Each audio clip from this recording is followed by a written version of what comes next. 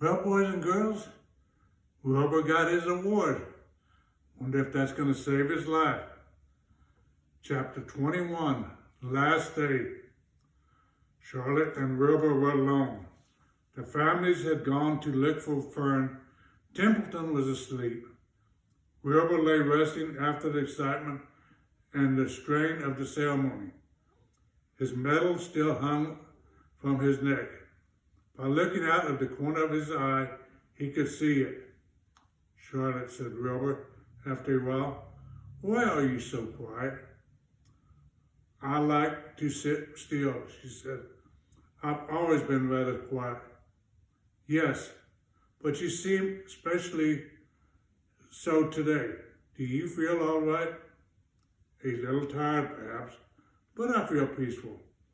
Your success in the ring this morning was to a small degree my success. Your future is assured. You will live, secure and safe, Wilbur. Nothing can harm you now. These autumn days will shorten and grow cold. The leaves will shake loose from the trees and fall. Christmas will come, then the snows of winter. You will live to enjoy the beauty of the frozen world. For you mean a great deal to Zuckerman, and he will not harm you over winter. Even every winter will pass. The days will lengthen, the ice will melt in the pasture pond, the song sparrow will return and sing, the frogs will awaken, the warm wind will blow again. All these signs and sounds and smells will be yours to enjoy, Wilbur. This lovely world, these precious days. Charlotte stopped a moment. Later a tear came to Wilbur's eye. Oh, Charlotte, he said, I think that when I first met you, I thought you were cruel and bloodthirsty. When he recovered from his emotions, he spoke again. Why did you do all this for me? He asked. I don't deserve it. I've never done anything for you. You have been my friend, replied Charlotte. That is, in itself, is a tremendous thing. I've woven my web for you because I like you. After all, what's a life anyway? We're born, we live a little while, we die. A spider's life can't help being something of a mess, and all this trapping and eating flies. By helping you, perhaps, I was trying to lift up my life a driven. Heaven knows anyone's life can stand a little of that. Well, said Wilbur, I'm no good at making speeches. I haven't got your gift for words, but you have saved me, Charlotte, and I would gladly give my life for you. I really would. I'm sure you would, and I thank you for your generous sentiments. Charlotte, said Wilbur, we're all going home today. The fair is almost over. Won't it be wonderful to be back home in the barn cellar again with the sheep and the geese? Aren't you anxious to get home? For a moment, Charlotte said nothing. Then she spoke in a voice so low, Wilbur could hardly hear the words. I will not be going back to the barn, she said. Wilbur leaped to his feet. Not going back, he cried. Charlotte, what are you talking about? I'm done for, she replied. In a day or two, I'll be dead. I haven't even strength enough to climb down into the grave. I doubt if I have enough silk in my spinners to lower me to the ground. Hearing this, Wilbur threw himself down agony of pain and sorrow. Great sobs racked his body. He heaved and grunted with desolation. Charlotte, he moaned. Charlotte, my true friend. Come now, let's not make a scene, said the spider. Be quiet, Wilbur. Stop thrashing around. But I can't stand it, shouted Wilbur. I won't leave you here alone to die. If you're going to stay here, I shall stay too. Don't be ridiculous, said Charlotte. You can't stay here. Zugerman and Lurvy and John Arable and the others will be back any minute now, and they'll shove you into that crate, and away you'll go. Besides, it won't make any sense for you to stay. There will be no one to feed you. The fairgrounds will soon be empty and deserted. Wilbur was in a panic. He raced round and round the pen. Suddenly he had an idea. He thought of the egg sac and the 514 little spiders that would hatch in the spring. If Charlotte herself was unable to go home to the barn, at least he must take her children along. Wilbur rushed to the front of the pen. He put his front feet up on the top board and gazed around. In the distance he saw the Arables and the Zugermans approaching. He knew he would have to act quickly. Where's Templeton? He demanded. He's in the corner under the straw asleep, said Charlotte. Wilbur rushed over, pushed the strong snout under the rat, and tossed him into the air. Templeton, screamed Wilbur. Pay attention.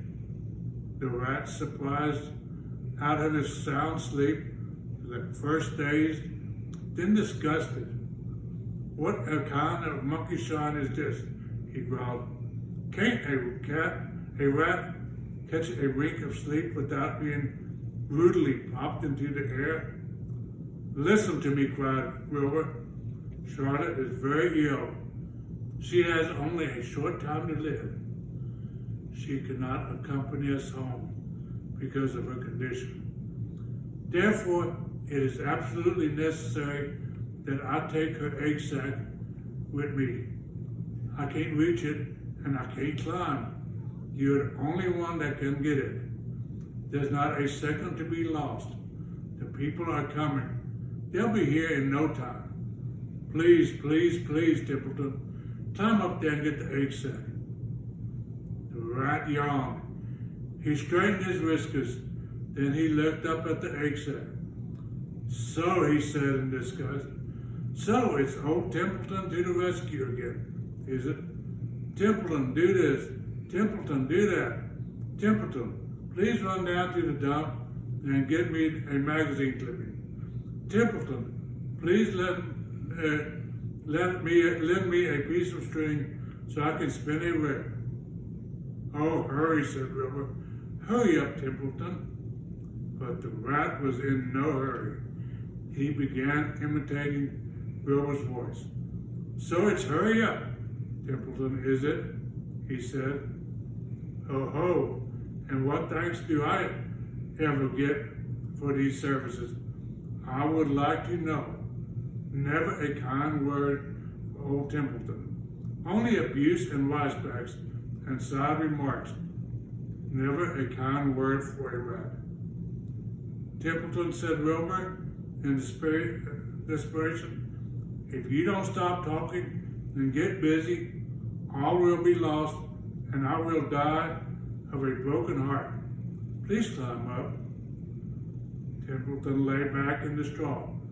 Lazily, he placed his forepaws behind his head and crossed his knees in an attitude of complete relaxation.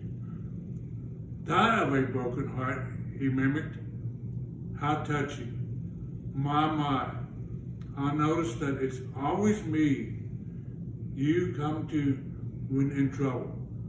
But I've never heard of anyone's heart breaking on my account. Oh no, who cares anything about old Templeton? Get up, screamed Wilbur. Stop acting like a spoiled child. Templeton grinned and lay still. Who made trip after trip to the dump? He asked. Why, it was old Templeton. Who saved Charlotte's life by scaring the arable boy away with a rotten egg and rotten goose egg? Bless my soul. I believe it was old Templeton. Who bit your tail and got you back on your feet this morning after you had fainted in front of the crowd? Old Templeton. Has it ever occurred to you that I'm sick of running errands and doing favors? Where do you think I am anything a rat of all work? Wilbur was desperate. The people were coming, and the rat was failing him. Suddenly he remembered Templeton's fondness for food. Templeton, he said, I will make you a solemn promise. Get Charlotte's egg sack for me, and from now on, I will let you eat first. When Lurvy stops me, I will let you have your choice of everything in the trough, and I won't touch a thing until you're through. The rat sat up. You mean that? He said. I promise. I cross my heart. All right, it's a deal, said the rat. He walked to the wall and started to climb. His stomach was still swollen from last night's gorge. Groaning and complaining, he pulled himself slowly to the ceiling. He crept along till he reached the egg sack. Charlotte moved aside for him. She was dying, but she still had enough strength enough to move a little. Then Templeton bared his long, ugly teeth and began snipping the threads that fastened the sack to the ceiling. Wilbur watched from below. Use extreme care, he said. I don't want a single one of those eggs harmed. Thick in my mouth, complained the rat. It's the worth than caramel candy. But Templeton worked away at the job and managed to cut the sack adrift and carry it to the ground, where he dropped it in front of Wilbur. Wilbur heaved a great sigh of relief. Thank you, Templeton, he said. I will never forget this as long as I live. Neither will I, said the rat, picking his teeth. I feel as though I'd eaten a spool of thread. Well, home we go. Templeton crept into the crate and buried himself in the straw.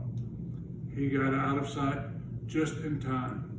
Lurvy and John Arable and Mr. Zuderman came along at that moment, followed by Mrs. Arable and Mrs. Zuderman and Avery and Fern. Wilbur had already decided how he would carry the egg sack.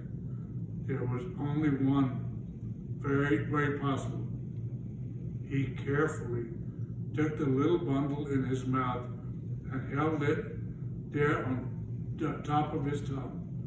He remembered what Charlotte had told him, that the sack was waterproof and strong.